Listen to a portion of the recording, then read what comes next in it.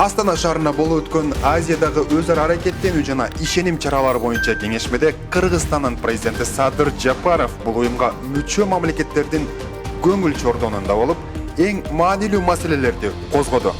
Считаю, что проблема обеспечения безопасности в регионе в различных сферах жизнедеятельности стран должны оставаться приоритетными задачами в рамках нашей площадки. Жыйын алкагында Орусия, Кыргызстан жана Тажикстандын мамлекет башчыларынын чек арадагы кагылышууга байланыштуу Астанадагы 3 тараптуу жолугушуусу болуп өттү. Кыргызстанга агрессия көрсөткөн Эмомали Рахмон Садыр Жапаровдун бетин тике караганга батын алган жок.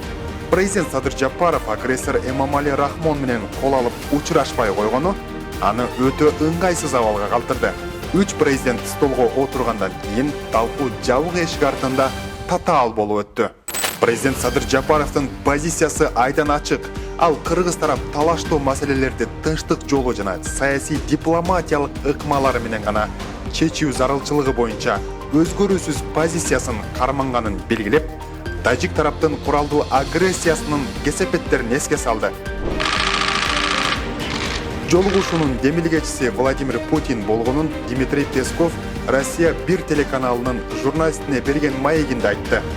В целом достаточно сложная ситуация и, конечно, немного стран. Жакшылап көңүл бөлүңүз. Жыйында Орусиянын тышкы иштер министри Сергей Лавров жана бир катар орус өкүлдөрү агрессор Рахмон тарапта отурду. Дипломатиялык көз караш менен алганда, Орусия жолугушууга демилгечи болгону менен теңдикти сактабай жаткандай. 3 тараптуу жолугушуудан соң президент Садыр Жапаров жада калса орус медиаларынын суроолорундагы жоопсуз калтырды.